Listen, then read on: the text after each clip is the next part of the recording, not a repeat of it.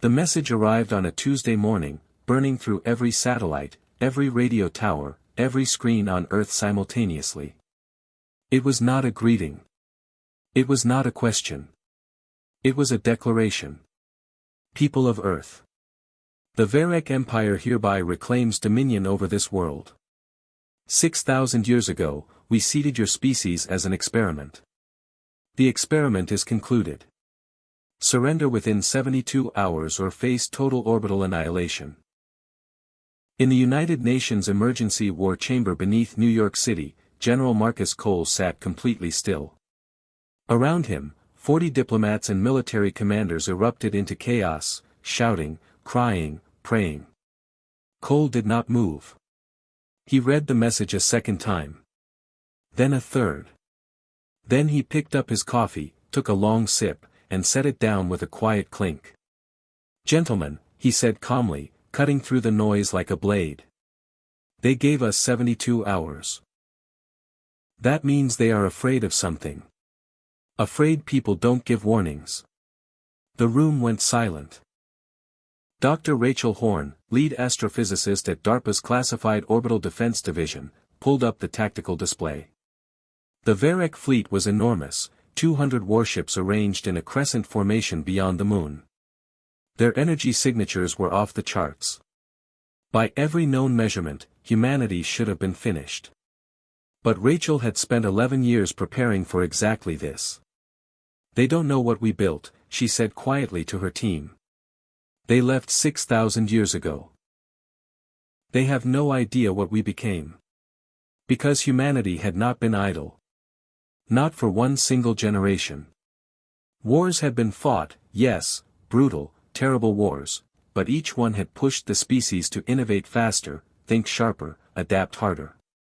Humans had taken every wound the universe delivered and turned it into a blueprint. Nuclear fire had taught them energy. Plague had taught them biology. Famine had taught them engineering. Loss had taught them stubbornness. The Varek Empire had watched a primitive, cave-dwelling species 6 millennia ago. What they were watching now was something else entirely.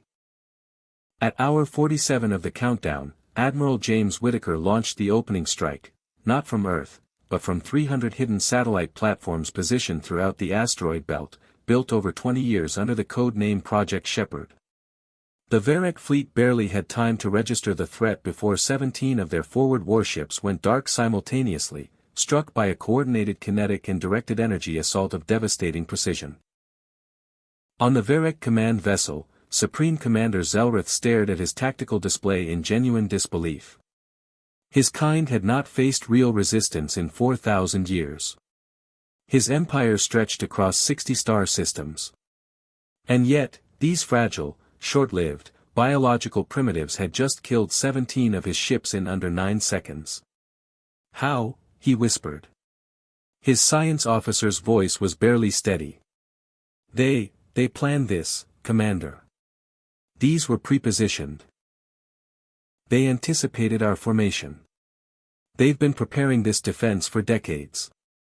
Zelrith felt something ancient and unfamiliar crawl through him. Fear. Back on Earth, General Cole watched the strike footage with the same quiet expression he'd worn since the message arrived. Around him, his staff finally allowed themselves brief cheers. Cole raised one hand and the room settled. "That's round one," he said. "They have 183 ships left and they are angry now. Angry enemies make mistakes. We make them angrier." He turned to Rachel. "Doctor, begin phase 2. Rachel nodded and typed the command. Across the solar system, dormant systems woke up, lunar-based railgun arrays, deep space drone swarms, and the thing no alien intelligence had ever anticipated from a species this young, coordinated, adaptive, self-correcting AI battle networks that had been training on Varek energy signatures for 3 weeks using the very transmission they'd sent as a declaration of war. Humanity had taken the enemy's announcement and turned it into a weapon. The war lasted 19 days. Not because humans were stronger. Not because their ships were larger. But because when the Varek came expecting frightened animals, they found something that 6,000 years of suffering, surviving, and refusing to quit had forged into something new. A species that didn't break. A species that, when told it had 72 hours to surrender, spent those 72 hours sharpening every knife it owned. When the last Varek vessel turned and fled past the edge of the solar system, Supreme Commander Zelrith sent one final transmission, not a declaration this time. A warning. To every empire in the known galaxy. Do not wake the humans. We made that mistake. Do not repeat it. On Earth, Marcus Cole read the message, finished his coffee, and went home to sleep.